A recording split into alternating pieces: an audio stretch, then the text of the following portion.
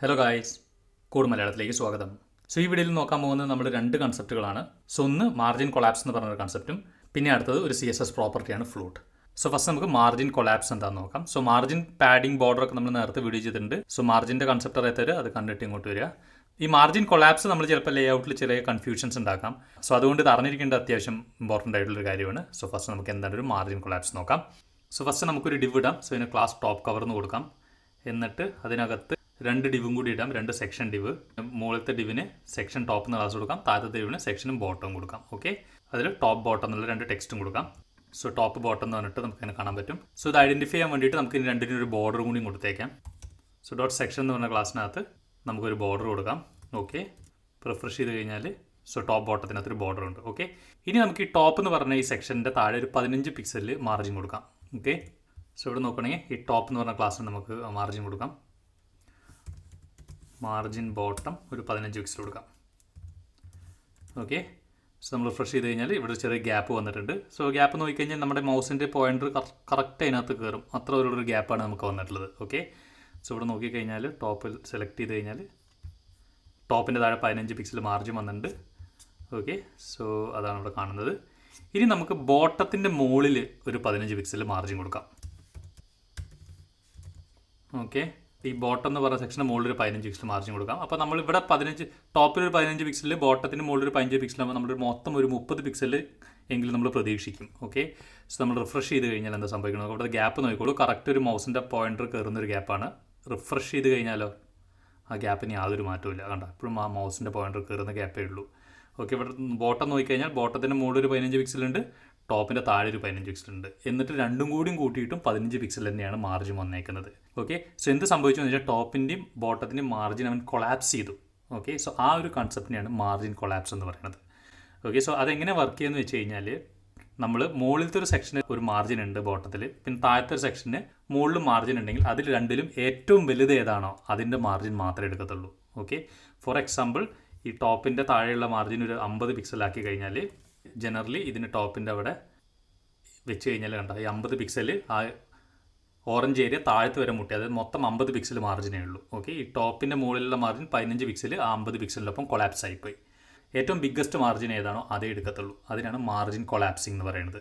Okay, so ഇത് negative മാർജിനിലും വരും. Okay, negative margin എന്താണെന്ന് വെച്ച് കഴിഞ്ഞാൽ ഫോർ എക്സാമ്പിൾ നമ്മളിവിടെ ടോപ്പിനും ബോട്ടത്തിനും ഓക്കെ ഇപ്പോൾ സാധാരണ പോലെ തന്നെ ടോപ്പിനും ബോട്ടത്തിനും മാർജിൻ കൊടുത്തിട്ടില്ല എന്ന് വിചാരിക്കുക. ഓക്കെ, റിഫ്രഷ് ചെയ്ത് കഴിയുമ്പോൾ ഒരു മാർജിനും ഇല്ല. നമ്മൾ ഈ ബോട്ടത്തിന് പോസിറ്റീവ് മാർജിൻ കൊടുത്തു കഴിഞ്ഞാൽ അത് മാർജിൻ കൂടി വരും. നെഗറ്റീവ് മാർജിൻ കൊടുത്തു കഴിഞ്ഞാൽ അത് കുറച്ചും കൂടി അടുത്തേക്ക് വരും, ഉള്ളോട്ട് പോകും. ഫോർ എക്സാമ്പിൾ ഈ മാർജിൻ ബോട്ടത്തിൻ്റെ മുകളിലത്തെ മാർജിൻ. ഓക്കെ, സോ നമ്മളിവിടെ മാർജിൻ ടോപ്പ് എടുത്തിട്ട് 0 കൊടുത്തു, നെഗറ്റീവ് കൊടുക്കുന്നതോറും കണ്ടു അതിന് ഉള്ളോട്ട് കയറി പോകും. സോ ഇതിനാണ് നെഗറ്റീവ് മാർജിൻ എന്ന് പറയുന്നത്. ഓക്കെ, സോ നമ്മളിപ്പോൾ പോസിറ്റീവും നെഗറ്റീവും കൊടുത്തിട്ടുണ്ടെങ്കിലോ ഇവിടെ margin top for example section ബോട്ടത്തിൽ മാർജിൻ ടോപ്പ് -5 പിക്സൽ കൊടുത്താന്ന് വിചാരിക്കാം.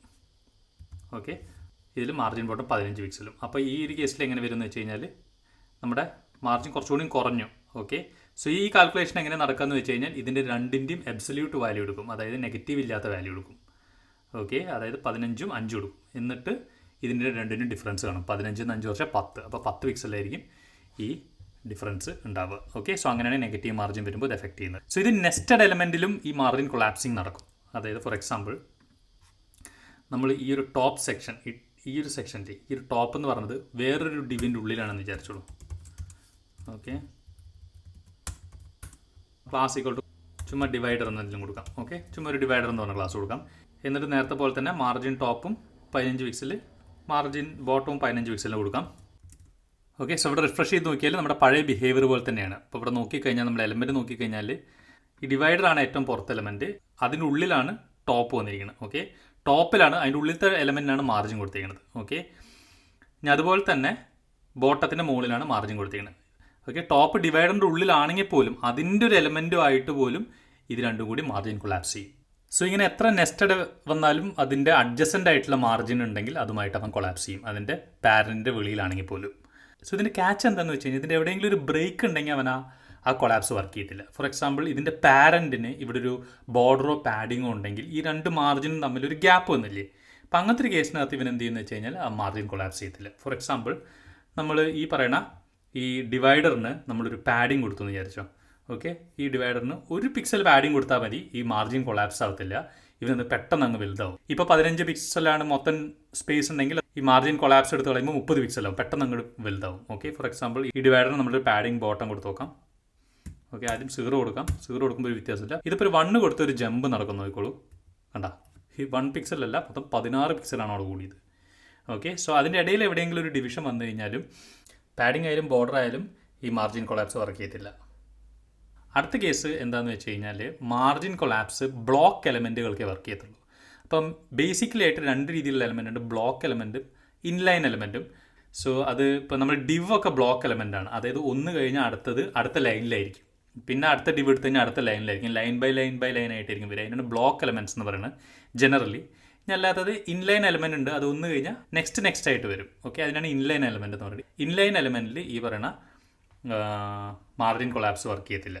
ഓക്കെ, സോ ഫോർ എക്സാമ്പിൾ നമ്മൾ നോക്കുവാണെങ്കിൽ ഈ ഡിവിന് പകരം നമ്മൾ സ്പാൻ കൊടുത്ത് നോക്കാം. ഓക്കെ, നമ്മൾ ഈ ഡിവൈഡർ എടുത്ത് മാറ്റാം തൽക്കാലം.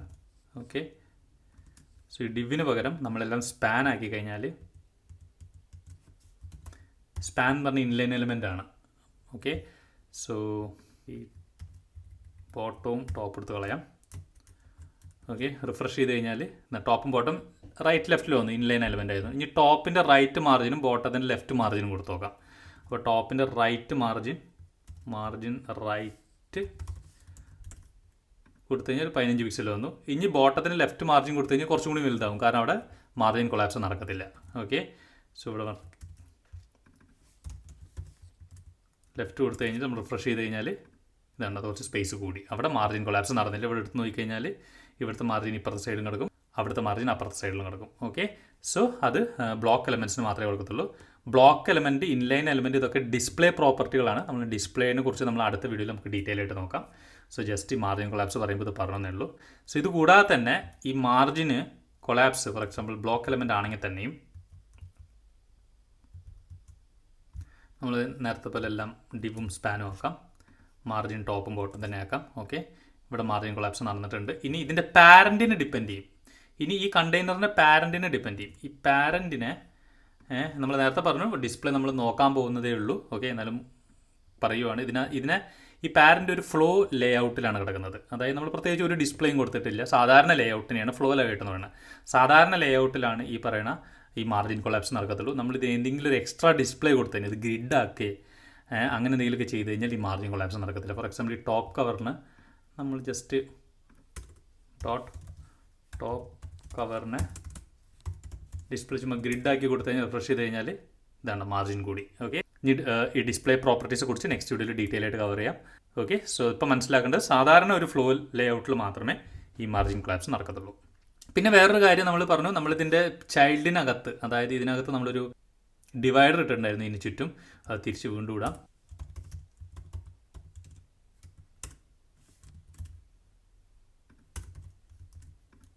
ഓക്കെ, ഈ ഡിസ്പ്ലേ ഗ്രിഡ് മാറ്റാം. സോ ഇവിടെ നമ്മൾ നോക്കിയപ്പോൾ മാർജിൻ കൊളാപ്സ് നടന്നിട്ടുണ്ട്. അതായത് ഈ ഡിവൈഡറിൻ്റെ പുറത്തോട്ട് മാർജിൻ കൊളാപ്സ് പോയി. അതായത് ഈ സെക്ഷൻ ടോപ്പ് ഇതിൻ്റെ പാരൻറ്റ് സാധാരണ ഫ്ലോ ലേ ഔട്ടാണ്. ഓക്കെ, എന്നിട്ട് അതിൻ്റെ പുറത്തുള്ള ബോട്ടവുമായിട്ടാണ് അവൻ കൊളാപ്സ് ചെയ്തിരിക്കുന്നത്. ഓക്കെ, ഇനി നമ്മളിതിൻ്റെ പാരൻറ്റിനെ, ഇതിന് ഈ സെക്ഷനല്ല, ഈ പാരൻറ്റിനെ ഡിവൈഡറിനെ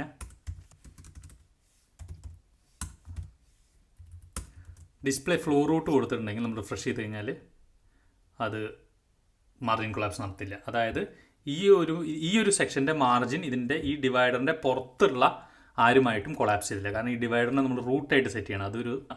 അതിൻ്റെ ലേ ഔട്ടൊക്കെ അവിടുന്ന് സ്റ്റാർട്ട് ചെയ്യാന്ന് പറഞ്ഞിട്ട് നമ്മളൊരു റൂട്ട് സെറ്റ് ചെയ്യണം. അതിനാണ് ഡിസ്പ്ലേ ഫ്ലോ റൂട്ട് കൊടുക്കുന്നത്. ഓക്കെ, അങ്ങനെ കൊടുത്താലും ആ പാരൻറ്റിൻ്റെ വെളിയിലോട്ട് ഈ മാർജിൻ കൊളാപ്സ് നടത്തത്തില്ല. ഓക്കെ, സോ ഈ ഫ്ലോ റൂട്ട് നമുക്ക് ഡീറ്റെയിൽ ആയിട്ട് ഡിസ്പ്ലേ എന്ന് പറയുന്ന ടോപ്പിക്കിനകത്ത് കവർ ചെയ്യാം. ഓക്കെ, സോ ഇങ്ങനത്തെ കേസുകളിലൊന്നും ഈ മാർജിൻ കൊളാപ്സ് നടക്കത്തില്ല. നോർമൽ സാധാരണ ലേ ഔട്ടുകളിൽ മാത്രമേ നടക്കത്തുള്ളൂ. ഓക്കെ, ഇനി നമുക്ക് ഈ വീഡിയോയിൽ ഫ്ലോട്ട് എന്ന് പറഞ്ഞ CSS പ്രോപ്പർട്ടി നോക്കാം. ഓക്കെ, സോ ഫ്ലോട്ട് ഉപയോഗിക്കുന്നത് എവിടെയെന്ന് വെച്ച് കഴിഞ്ഞാൽ നമുക്ക് ഫോർ എക്സാമ്പിൾ ഒരു ആർട്ടിക്കിൾ പേജ് എടുക്കുക, ഏതെങ്കിലും ഒരെണ്ണം. അതായത് നമ്മളൊരു മനോരമ ന്യൂസ് എടുത്തു കഴിഞ്ഞാൽ ഏതെങ്കിലും ഒരു ആർട്ടിക്കിൾ എടുക്കാം. ഫോർ എക്സാമ്പിൾ ഈ ഒരു ആർട്ടിക്കിൾ എടുത്തു കഴിഞ്ഞാൽ ഇതുണ്ട്, ഇവിടെ ഒരു ഇമേജ് കിടക്കണുണ്ടോ. ഓക്കെ, ഈ ഇമേജിന് ചുറ്റും ഇങ്ങനെ ടെക്സ്റ്റ് വന്നിട്ട് പിന്നെ ഈ ഇമേജിൻ്റെ താഴത്ത് കൂടിയൊക്കെയാണ് പോകുന്നത്. അതായത് ഈ ഇമേജിന് ചുറ്റും ഇങ്ങനെ ഫ്ലോട്ട് ചെയ്തിട്ടാണ് ഈ ടെക്സ്റ്റുകളൊക്കെ പോകുന്നത്. അത്തരം ലേ ഔട്ടുകളിലാണ് നമ്മൾ ഈ ഫ്ലോട്ട് ഉപയോഗിക്കുന്നത്. ഫോർ എക്സാമ്പിൾ ഇമേജ് അല്ല ഏത് എലമെൻറ്റും ഈ ഫ്ലോട്ട് പറ്റും. സോ നമുക്ക് തൽക്കാലം ഒരു ഡിവ് എലമെൻ്റ് ഇടാം. സോ ഡിവ് എലമെൻറ്റ് ക്ലാസ് ഒരു ബോക്സ് എന്ന് പറഞ്ഞ ക്ലാസ് കൊടുക്കാം. എന്നിട്ട് ഇവിടെ അതിൻ്റെ ഉള്ളിൽ ബോക്സ് എന്ന് പ്രിൻറ്റ് ചെയ്യാം. Okay, box 1. ഓക്കെ, എന്നിട്ട് ഇവിടെ ഒരു പാരഗ്രാഫ് കൊടുക്കാം. എന്നിട്ട് അതിനകത്ത് കുറച്ച് ടെക്സ്റ്റുകൾ കൊടുക്കാം. ഓക്കെ, സോ ഇങ്ങനെ കൊടുത്തു കഴിഞ്ഞാൽ നമ്മളിത് റിഫ്രഷ് ചെയ്യുന്ന സമയത്ത് മുകളിൽ ബോക്സ് ഉണ്ടാവും, താഴത്തെ കുറച്ച് ടെക്സ്റ്റും ഉണ്ടാവും. ഓക്കെ, സോ നമുക്ക് ഈ ബോക്സിന് കുറച്ച് വിഡ്ത്തും ഹൈറ്റും കൊടുത്തിട്ട് ഒന്ന് സെറ്റാക്കാം. ഒരു വിഡ്ത്തും ഹൈറ്റും ഒരു 100 പിക്സൽ കൊടുക്കാം. ബാക്ക്ഗ്രൗണ്ട് ഒരു ഗ്രീൻ കൊടുക്കാം. ഒരു റെഡ് ബോർഡർ കൊടുക്കാം. 20 പിക്സൽ പാഡിങ്, 20 പിക്സൽ മാർജിനും കൊടുക്കാം. ഓക്കെ, സോ റിഫ്രഷ് ചെയ്ത് കഴിഞ്ഞാൽ ഇത് ഏകദേശം ഇങ്ങനെ ഉണ്ടാവും. ഓക്കെ, സോ ഈ ഒരു ബോക്സിൻ്റെ താഴെയാണ് ഈ ഒരു ടെക്സ്റ്റ് വന്നിരിക്കുന്നത്. ഓക്കെ, സോ ഇങ്ങനൊരു ടെക്സ്റ്റ് വന്നു കഴിഞ്ഞാൽ നമുക്ക് എന്ത് ചെയ്യാന്ന് വെച്ച് കഴിഞ്ഞാൽ ഈ റാപ്പ് ചെയ്ത് നമുക്ക് ഇവിടെ എഴുതണമെങ്കിൽ നമുക്ക് എന്ത് ചെയ്യാന്ന് വെച്ചാൽ ഈ ബോക്സിനെ നമ്മൾ ലെഫ്റ്റിലോട്ട് ഫ്ലോട്ട് ചെയ്യാൻ പറയാം. അപ്പോൾ ബോക്സിനെ ലെഫ്റ്റിലോട്ട് ഫ്ലോട്ട് ചെയ്യാൻ പറഞ്ഞു കഴിഞ്ഞാൽ ഈ ടെക്സ്റ്റുകളൊക്കെ ഈ റൈറ്റിലോട്ട് പോകും. സോ അതിനുള്ള CSS പ്രോപ്പർട്ടിയാണ് ഫ്ലോട്ട്. അപ്പോൾ നമുക്ക് ഈ ബോക്സിനെ ഫ്ലോട്ട് ലെഫ്റ്റ് കൊടുക്കാം. ഓക്കെ, സോ അങ്ങനെ ഫ്ലോട്ട് ലെഫ്റ്റ് കൊടുത്തു കഴിഞ്ഞാൽ ബോക്സിനെ ലെഫ്റ്റിലോട്ട് ഫ്ലോട്ട് ചെയ്തു, ടെക്സ്റ്റിനെ നമ്മൾ റൈറ്റിലോട്ട് അറേഞ്ച് ചെയ്തു. ഓക്കെ, ഇനി ടെക്സ്റ്റ് നമുക്ക് കുറച്ച് വലിയ ടെക്സ്റ്റുകൾ കൊടുക്കാം. ഇത് കുറേ കോപ്പി ചെയ്യാം. ഒരു 6 എണ്ണം കൊടുക്കാം. നമ്പർ ഇടാം. ഓക്കെ, 1 2 6 ഇങ്ങനെ 6 നമ്പറും കൊടുത്തേക്കാം. റിഫ്രഷ് ചെയ്ത് കഴിഞ്ഞാൽ കണ്ടോ 1 2 3 4 5ഉം 6ഉം ഇവിടുന്ന് സ്റ്റാർട്ട് ചെയ്തു. ഓക്കെ, സോ അങ്ങനത്തെ എഫക്റ്റ് കൊടുക്കാനാണ് ഫ്ലോട്ട് ഉപയോഗിക്കുന്നത്. നമുക്ക് ലെഫ്റ്റ് അല്ല റൈറ്റിലോട്ടും വേണമെങ്കിൽ ഫ്ലോട്ട് ചെയ്യാം. അതിന് ഫ്ലോട്ട് ലെഫ്റ്റിൻ്റെ പകരം ഇവിടെ ഫ്ലോട്ട് റൈറ്റ് കൊടുത്താൽ മതി. ഓക്കെ, അപ്പോൾ ഫ്ലോട്ട് ചെയ്യുന്നത് റൈറ്റ് സൈഡിലോട്ടായിരിക്കും. ഓക്കെ, സോ തിരിച്ച് ഫ്ലോട്ട് ലെഫ്റ്റ് തന്നെ ആക്കാം. ഓക്കെ, സോ ഇതിൻ്റെ ഒരു കാര്യം നോക്കണം. നമ്മൾ ഇപ്പോൾ ഇവിടെ ഈ ഒരു എലമെൻറ്റ് പാരഗ്രാഫ് എലമെൻറ്റ് എടുത്തു കഴിഞ്ഞാൽ നോക്കിക്കഴിഞ്ഞാൽ ഇത് ഫുൾ വിഡ്ത്ത് ഉണ്ട്. ഓക്കെ, പക്ഷേ ഫ്ലോട്ട് എലമെൻറ്റ് അവിടെ ഉള്ളത് കൊണ്ട് അവൻ എന്ത് ചെയ്തു, ആ ഫ്ലോട്ട് വരെയുള്ള സ്പേസ് വിട്ടിട്ട് ആ എലമെൻറ്റിൻ്റെ കണ്ടൻറ്റ് പ്ലേസ് ചെയ്യും. Okay, element actually full width ഉണ്ട്, എലമെൻറ്റിൻ്റെ കണ്ടൻറ്റ് ഏരിയ ആ ഫ്ലോട്ട് കഴിഞ്ഞിട്ടാണ് അവൻ പ്ലേസ് ചെയ്യുന്നത് മാത്രം. ഓക്കെ, സോ ഫ്ലോട്ട് ചെയ്ത എലമെൻറ്റ് മാത്രമല്ല അതിന് തൊട്ടടുത്ത എലമെൻറ്റും ഈ ഫ്ലോട്ടിൻ്റെ ഇൻഫ്ലുവൻസിൽ വരുന്നുണ്ട്. ഓക്കെ, എത്ര വരുന്നുണ്ട്, ഈ ഫ്ലോട്ട് കഴിയണ വരെ അതിൻ്റെ ഇൻഫ്ലുവൻസിൽ വരും. ഈ 5ഉം 6ഉം എന്താണെന്ന് വെച്ച് കഴിഞ്ഞാൽ ഫ്ലോട്ടിൻ്റെ ഇൻഫ്ലുവൻസ് കഴിഞ്ഞു, അതുകൊണ്ടാണ് അത് സാധാരണ പോലെ പെരുമാറുന്നത്. ഓക്കെ, സോ ഈ ഫ്ലോട്ടിൻ്റെ ഇൻഫ്ലുവൻസ് എന്ന് പറയുന്നത് ഇപ്പോൾ നമ്മളിപ്പോൾ ഇത് ഫോർ എക്സാമ്പിൾ നമ്മൾ ഈ ഡിവ് ഇതൊരു മൊത്തത്തിൽ ഈ ഡിവ് മൊത്തം നമുക്കൊരു കവർ എന്ന് പറഞ്ഞിട്ടൊരു എലമെൻറ്റിൻ്റെ ഉള്ളിലിടാം. ഓക്കെ, എന്നിട്ട് നമ്മളിതിന് പുറത്ത് ഒരു പാരഗ്രാഫ് എഴുതാം. അതൊരു 10 കൊടുക്കാം. ഓക്കെ, എന്നിട്ട് നമുക്ക് ഈ പറയണ ഫ്ലോട്ട് ഇതെല്ലാം എടുത്ത് കളയാം. ഇവിടെ എന്താ ചെയ്യുന്നത് വെച്ച് കഴിഞ്ഞാൽ ഈ പാരൻ്റ് ഡിവിനകത്താണ് ഈ ഫ്ലോട്ട് ബോക്സ് ഉള്ളത്, അതിന് പുറത്താണ് ഈ പാരഗ്രാഫ് വരുന്നത്. ഓക്കെ, എന്നാലും ഈ പുറത്ത് പറഞ്ഞ പാരഗ്രാഫ് ഓക്കെ ഈ ഫ്ലോട്ടിൻ്റെ ഇൻഫ്ലുവൻസിലാണ്. മനസ്സിലായില്ലേ? ഈ പറയുന്ന പാരഗ്രാഫും ഈ ഫ്ലോട്ടിൻ്റെ ഇൻഫ്ലുവൻസിൽ വരും. ഫ്ലോട്ട് കഴിഞ്ഞാൽ മാത്രമേ, ഈ ഫ്ലോട്ടിൻ്റെ കംപ്ലീറ്റ് ഇൻഫ്ലുവൻസ് കഴിഞ്ഞാൽ മാത്രമേ ഇത് സാധാരണ എലമെൻ്റായിട്ട് അവന് സ്പേസ് കിട്ടത്തുള്ളൂ.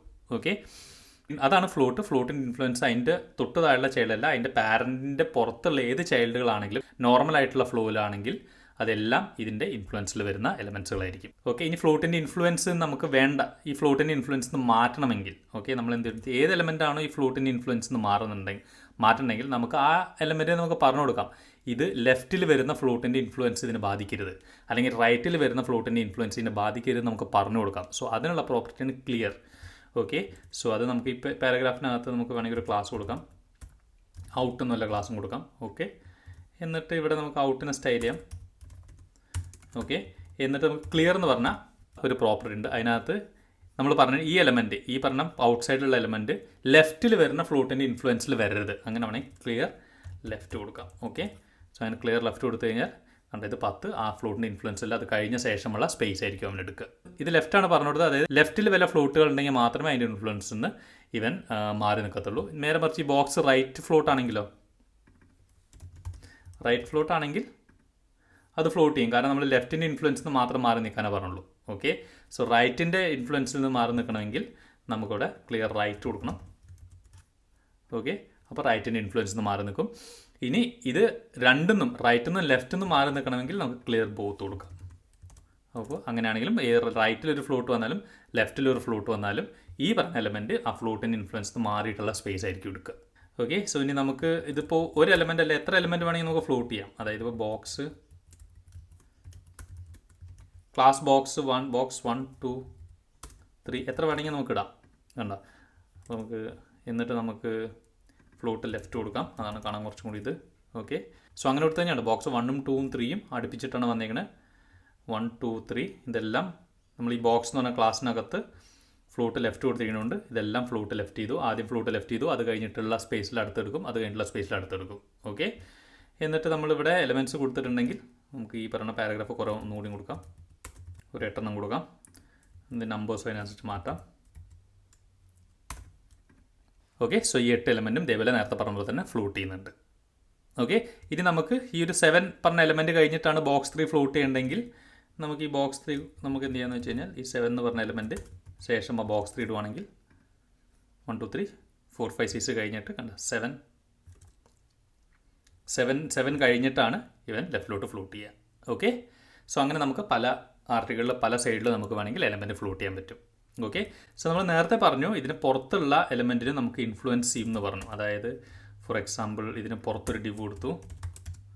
ഓക്കെ, നമ്മൾ എന്ത് ചെയ്യുന്നത് വെച്ച് കഴിഞ്ഞാൽ ഈ ബോക്സ് എടുത്ത് കളഞ്ഞു. ഈ പറഞ്ഞൊരു 3 മുതലുള്ളത് ഈ പുറത്തെ ഡിവിനകത്ത് കൊടുക്കാം. ഓക്കെ, സോ ഇത്രയാണ് നമ്മുടെ കവർ എന്ന് പറഞ്ഞ ഡിവ്. അതിനകത്താണ് ഫ്ലോട്ടുള്ള 2 ബോക്സ് ഉള്ളത്. പിന്നെ ബാക്കിയുള്ളതൊക്കെ പുറത്തെ ഡിവാണ്. ഓക്കെ, സോ നമ്മളിവിടെ ഇങ്ങനെ ചെയ്ത് കഴിഞ്ഞപ്പോൾ ഈ 3 4 5 6 7 ഫ്ലോട്ട് ചെയ്യുന്നുണ്ട്. 3 4 ഒക്കെ ഫ്ലോട്ട് ചെയ്യുന്നുണ്ട്. ഇത് പുറത്തെ ഡിവാണെങ്കിൽ പോലും. ഓക്കെ, സോ അതിന് നമ്മൾ ഒരു വഴി പറഞ്ഞത് ഇതിന് ക്ലിയർ ബോത്ത് കൊടുക്കാനാണ്. ഇത് ഫ്ലോട്ട് ചെയ്യേണ്ടെന്ന് പറയുകയാണ്. അപ്പോൾ ക്ലാസ് വേണമെങ്കിൽ കൊടുക്കാം. ക്ലാസ് ഔട്ട് കവർ എന്ന് പറഞ്ഞിട്ട് ക്ലാസ് കൊടുക്കാം. Okay, so out cover clear both അടിച്ച് കഴിഞ്ഞാൽ 3 മുതൽ പിന്നെ ഫ്ലോട്ട് ചെയ്യത്തില്ല. അല്ലാണ്ട് കാരണം ശരിക്കും പറയുകയാണെങ്കിൽ ഈ ഒരു എലമെൻറ്റിന് സത്യം പറഞ്ഞാൽ ഫ്ലോട്ടൊന്നുമില്ല. അപ്പം മുന്നേ ഒരു എലമെൻറ്റ് ഫ്ലോട്ട് ഉണ്ടോ ഇല്ലയോ എന്നൊക്കെ നോക്കിയിട്ട് വേണം ഈ ഒരു എലമെൻറ്റ് നമ്മൾ ക്ലിയർ കൊടുക്കുകയോ വേണ്ടെന്ന് തീരുമാനിക്കാൻ. ശരിക്കും നമ്മുടെ ഒരു പ്രോഗ്രാമിംഗിൽ പറഞ്ഞ ഒരു എലമെൻറ്റ് എഴുതി കഴിഞ്ഞാൽ അത് അടുത്തുള്ള എലമെൻറ്റിനെ നമ്മൾ പരമാവധി അറിയാതിരിക്കണം. അത് ഇൻഡിപെൻഡൻ്റ് ആയിട്ട് ഇതിന് കൂടിയാൻ പറ്റണം. പക്ഷേ ഈ ഒരു കേസിലെ പ്രശ്നം എന്താണ്, ഈ ഒരു എലമെൻറ്റ് നമ്മൾ ക്ലിയർ ബോത്ത് കൊടുക്കണം. കാരണം ഇതിന് മുന്നത്തെ എലമെൻറ്റ് ഇതിൽ ഫ്ലോട്ട് ഉള്ളതുകൊണ്ട്. അപ്പോൾ ഈ ഒരു എലമെൻറ്റ് അടുത്ത എലമെൻറ്റ് കോഡ് അറിയേണ്ട ഒരു ആവശ്യമുണ്ട്. അത് കോഡ് മെയിൻറ്റെയിനബിലിറ്റിക്ക് ചെറിയൊരു പ്രശ്നം വരുന്നു. സോ അതിനെ അവോയ്ഡ് ചെയ്യാൻ വേണ്ടിയിട്ട് നമുക്ക് വേറൊരു വഴി ചെയ്യാം. അതായത് ഈ ഒരു എലമെൻ്റ് ആണല്ലോ ഫ്ലോട്ട്, ഇതിനകത്താണല്ലോ ഫ്ലോട്ട് കംപ്ലീറ്റ് ഇരിക്കുന്നത്. അപ്പോൾ നമുക്ക് പറയാം ഇതിൻ്റെ ഫ്ലോട്ട് ഇതിൻ്റെ ഉള്ളിൽ മാത്രം ഇൻഫ്ലുവൻസ് മതി, ഇതിൻ്റെ പുറത്ത് ഇൻഫ്ലുവൻസ് വേണ്ട എന്ന് പറഞ്ഞു കൊടുക്കാം. ഓക്കെ, അതിന് നേരത്തെ ചെയ്തപോലെ തന്നെ ഇതിനെ നമ്മൾ ഒരു റൂട്ടായിട്ട് സെറ്റ് ചെയ്താൽ മതി, ഒരു ഫ്ലോ റൂട്ടായിട്ട് സെറ്റ് ചെയ്താൽ മതി. അങ്ങനെ സെറ്റ് ചെയ്യുകയാണെങ്കിൽ ഇതിനകത്തുള്ള ഫ്ലോട്ടുകളൊന്നും ഇതിൻ്റെ പുറത്തെ എലമെൻറ്റിനെ ഇൻഫ്ലുവൻസ് ചെയ്യത്തില്ല. ഓക്കെ, സോ അങ്ങനെയാണെങ്കിൽ നമുക്ക് എന്താ വെച്ചാൽ ഇതെടുത്ത് കളയുന്ന സമയത്ത് ഈ 3 4 ഒക്കെ കയറി. എന്നിട്ട് നമുക്ക് ഈ കവറിനെ നമുക്ക് എന്ത് ചെയ്യാന്ന് വെച്ച് കഴിഞ്ഞാൽ കവറിന് ഡിസ്പ്ലേ ഫ്ലോ റൂട്ട് കൊടുത്താൽ മതി. ഡിസ്പ്ലേ ഫ്ലോ എന്ന് പറഞ്ഞു കഴിഞ്ഞാൽ സാധാരണ ഫ്ലോ തന്നെയാണ്. ഓക്കെ, സാധാരണ ഡിസ്പ്ലേ തന്നെയാണ്, ഒരു മാറ്റവും ഇല്ല. പക്ഷേ ഇതിനെ ഒരു റൂട്ടായിട്ട് സെറ്റ് ചെയ്യണം. റൂട്ടായിട്ട് സെറ്റ് ചെയ്ത് കഴിഞ്ഞാൽ നമ്മൾ നേരത്തെ പറഞ്ഞ പോലെ അതിലത്തെ മാർജിനും പുറത്തെ മാർജിനുമായിട്ട് കൊളാപ്സ് ചെയ്യത്തില്ല. അത് ഉള്ളിൽ തന്നെ നിൽക്കും. അതായത് അതിൻ്റെ ഉള്ളിലെ ഫ്ലോട്ടുകളും പുറത്തെ എലമെൻ്റ് സ്പേസുമായിട്ട് മിക്സ് ചെയ്യത്തില്ല. ഇതും ഇതിൻ്റെ ഉള്ളിൽ തന്നെ നിൽക്കും. ഓക്കെ, സോ അങ്ങനെ കൊടുക്കുകയാണെങ്കിൽ അതും നല്ലൊരു ഓപ്ഷനാണ്. സോ മിക്കവാറും ഇപ്പോൾ ഫ്ലോട്ട് ക്ലിയർ ചെയ്യാൻ വേണ്ടിയിട്ട് ആൾക്കാർ ഉപയോഗിക്കുന്നത് ഇത് ഫ്ലോ റൂട്ടായിട്ട് സെറ്റ് ചെയ്യലാണ്. ഓക്കെ, സോ ഈ വീഡിയോനകത്ത് നമ്മൾ 2 മെയിൻ കാര്യങ്ങളാണ് പറഞ്ഞത്. ഒന്ന് മാർജിൻ കൊളാപ്സും, ഒന്ന് ഫ്ലോട്ടും. അത് ലേ ഔട്ടിൻ്റെ അറേഞ്ച്മെൻറ്റിനൊക്കെ കുറച്ച് ആവശ്യമുള്ള സാധനങ്ങളാണ്. ഓക്കെ, സോ ഇത് രണ്ടും ഇപ്പോൾ പറയുന്നത് എന്താണെന്ന് വെച്ച് കഴിഞ്ഞാൽ നമ്മൾ അടുത്തത് പറയാൻ പോകുന്നത് ഡിസ്പ്ലേ ആണ്. ഈ ഫ്ലോ റൂട്ടൊക്കെ നമ്മൾ അതിനകത്ത് കുറച്ചും കൂടി ഡീറ്റെയിൽ ആയിട്ട് പറയും. ഓക്കെ, സോ ഈ കാര്യങ്ങളൊക്കെ എല്ലാം കൂടി അതിനകത്ത് പറയാൻ സമയം കിട്ടത്തില്ല. സോ അതാണ് ഈ ഒരു സെക്ഷൻസ് മാറ്റിയിട്ട് പറഞ്ഞത്. സോ ഇനി കാര്യങ്ങൾ ഡിസ്പ്ലേനകത്ത് വരുമ്പോൾ കുറച്ചും കൂടി ഒരു ഐഡിയ കിട്ടും. ഓക്കെ, സോ അതുകൊണ്ടാണ് ഈ വീഡിയോ കുറച്ച് നേരത്തെ ചെയ്തത്. സോ അടുത്ത് നമ്മുടെ ഡിസ്പ്ലേൻ്റെ വീഡിയോ ആണ്, ഇമ്പോർട്ടൻറ്റ് വീഡിയോ ആണ്, മിസ് ചെയ്ത് കാണുക. ഓക്കെ, സോ അത്രയുള്ള വീഡിയോ ഇഷ്ടപ്പെട്ടു എന്ന് വിചാരിക്കുന്നു.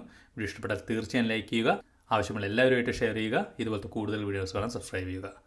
ഓക്കെ, എന്തെങ്കിലും ക്വസ്റ്റ്യൻസ് ഉണ്ടെങ്കിൽ കമൻറ്റ് ബോക്സിൽ ചോദിക്കുക. അറിയുന്നതാണെങ്കിൽ എന്തായാലും തീർച്ചയായിട്ടും ഉത്തരം തരും. ഉത്തരവില്ലെങ്കിൽ എനിക്ക് അറിയില്ല എന്നാണ് അർത്ഥം. ഓക്കെ, സോ മിക്കവാറും എല്ലാ കമൻറ്റുകളും ഞാൻ നോക്കാറുണ്ട്. സോ സംശയം ഉണ്ടെങ്കിൽ തീർച്ചയായിട്ടും കമൻറ്റ് ചെയ്യുക. അടുത്ത വീഡിയോയിൽ കാണുന്നവരെ ബൈ.